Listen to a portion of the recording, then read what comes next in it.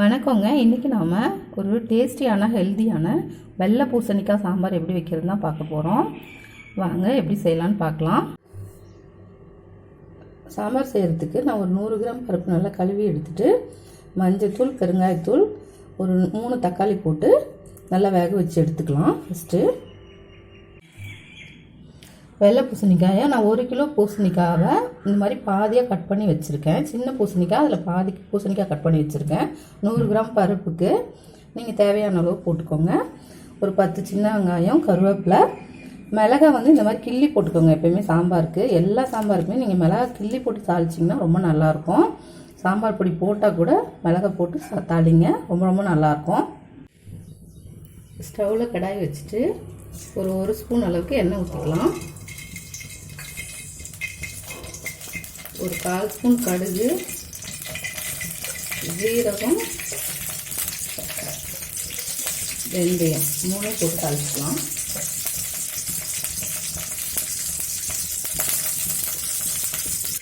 கடுகு பொரிஞ்சோம் காஞ்ச மிளகா போட்டு வெங்காயம் போட்டுக்கலாம்.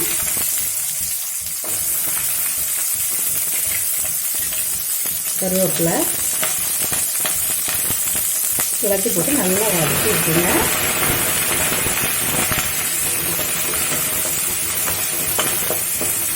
சின்ன வெங்காயம் ஒரு பாதி அளவு சரி வதக்கினா போதும், ரொம்ப வதங்க வேண்டாம்.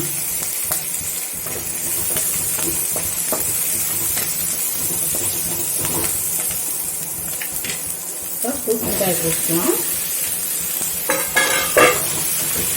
நல்லா வதக்கி விட்டுருங்க.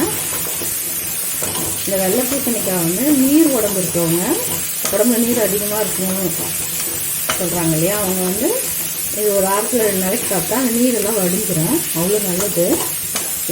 வெயிட் லாஸ் பண்ணுறவங்க சாப்பிட்டாலும் ரொம்ப நல்லது. அவங்க வந்து இது கூடவே வெந்தயக்கீரையும் போட்டுக்கிட்டாங்கன்னா வாரத்தில் 2-3 நாள் சாப்பிட்டாங்கன்னா ரொம்ப ரொம்ப சீக்கிரமாக வெயிட் லாஸ் ஆகும்.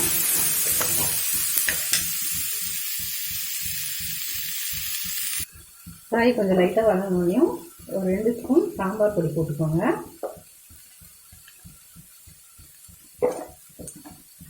இப்போது வேக வச்சு பருப்பு கடைஞ்சி வச்சுருக்கோம் இல்லையா, இது ஊற்றிக்கலாம்.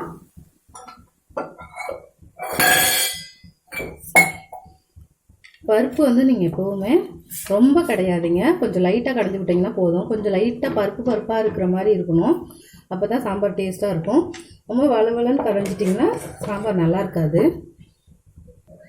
இப்போ நான் இதில் ஒரு 1/2 டம்ளர் அளவுக்கு தண்ணி ஊற்றிக்கிறேன்.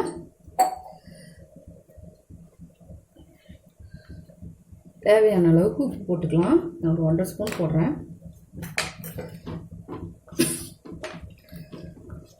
மூடி வச்சிடலாம். ஒரு 10 நிமிஷம் வேகட்டும். புளி வந்து பாருங்கள், இந்த அளவுக்கு ரொம்ப சின்னதாக நெல்லிக்காய் சைஸ் எடுத்தால் போதும். நீங்கள் வந்து டிஃபனுக்கெல்லாம் யூஸ் பண்ணுறீங்கன்னா தக்காளி அதிகமாக போட்டு எப்போவுமே புளி கொஞ்சமாக ஊற்றிக்கோங்க. அப்போ சாம்பார் வந்து ரொம்ப டேஸ்ட்டாக இருக்கும்.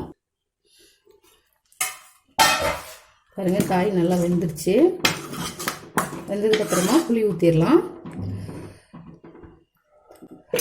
புளி வந்து கொஞ்சமாக ஊற்றினா போதும்.